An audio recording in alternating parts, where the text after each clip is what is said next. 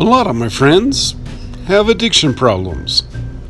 My only interest is in helping those who want help and leaving those who don't alone. So we're going today to celebrate the 1-year anniversary of a dear friend who has quit drugging and drinking. And it's a really momentous occasion for him, and I think for everybody around him. But we're proud of him, and so we're going to go and cheer him on, because I think substance abuse is one of the biggest problems for a lot of people, and that includes for van dwellers. Now, I'm not saying he's a van dweller, but it's so easy to, when things don't go your way, when life isn't treating you the way you'd like it to be treating you, it's so easy to get lost in a substance, in alcohol, God forbid heroin, some of those more addictive drugs. And of course there is an addiction epidemic, and today is the day in which this young man is saying, hey, I made it 1 year without having to do those ugly things. We're in Breckenridge, Colorado, going around the roundabout. I'm in my friend's car, and we're going to drive to Dillon, Colorado, where this event is. And of course, anytime you go anywhere up here, it's always a long ways. This will be about 10 or 12 miles.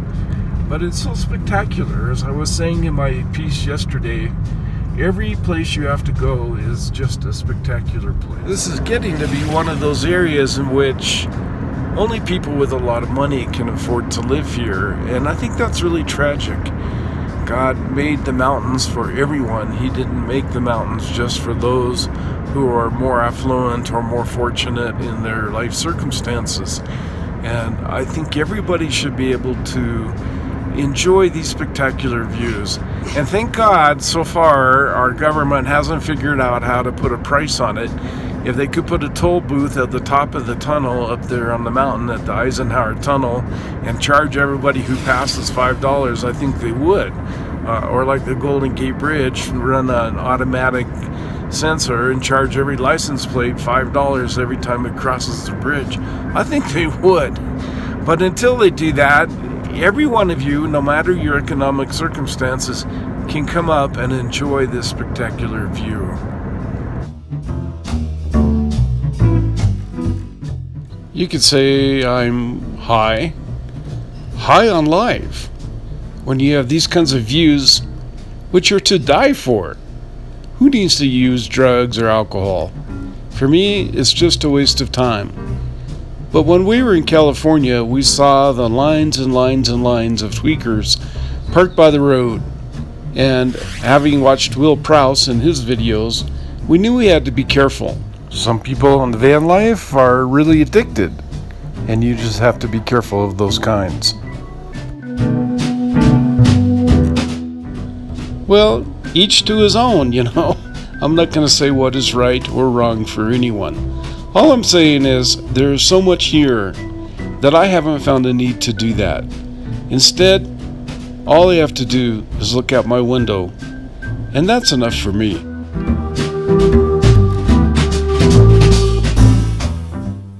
Some people drink and use recreational drugs, and it doesn't affect them. But other people, they pick up one time, one drink, and their whole world changes. Something changes inside themselves, and nothing is the same afterwards. If you find yourself in a difficult situation, taking substances that you don't want to take anymore, you're living a life you don't want to live anymore, then my suggestion is look for help. Because there is a way out, brother and sister. There is a way out. This is a difficult topic for sure. I don't want to tell anyone that they have to live a life of sobriety. Some people are able to use their substances and they don't affect them. Other people have a real problem when they pick up. Their lives really fall apart. And today, it's for that kind of other person. Well, we're here at the venue. It's time to go in and celebrate a youth who has been able to live a year without picking up anything. It's really does something to your heart to see young people who have slipped the bonds of addiction. This was a very young person. I'm going to guess someone roughly less than 23 years old who has fought this last year not to drug and not to get hooked into the alcohol party game.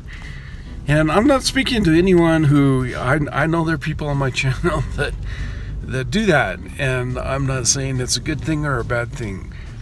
I'm saying it's a bad thing for those who want to quit and they can't. And this youth really struggled this last year, and it was really great to be able to see him stand up in front of a large audience and say, I haven't done those things for a year, and today is my anniversary, and I'm excited about it. And I think one of the things that we don't do a lot is talk about addiction in the van life. It's a terrible thing, and I'm not saying this kid was in the van life. He's in a different life, but I think sometimes we don't talk enough about addiction in the van life, and it's so easy to crawl into your van and do your stuff and let the world pass you by, and it's very sad when that happens. Well, this is Tim Paynter for the Van Life. If you liked what you see, please press like. Also, your comments mean everything. I'd love to hear your comments. What do you think? Do we have a lot of addiction in the van life? Do you have an addiction problem? What would you do if you had a friend with an addiction problem? I'd love to hear. So put those in the comments. And if you haven't subscribed, well, be sure to subscribe. Now is your opportunity. And when you subscribe, be sure to hit that little bell thingy. And that way you'll get notified when I put up my next video. If you don't hit the bell thingy, you may not know. And then, well, maybe that one was the best video. Who knows? Anyway, I want to thank you, each and every one of you. I've been reading your comments, and they've meant a lot to me. And I hope to meet you all out there one day. And if not, we'll know each other in the comments. This is Tim Paynter for the Van Life, wishing you all the very best. Bye-bye.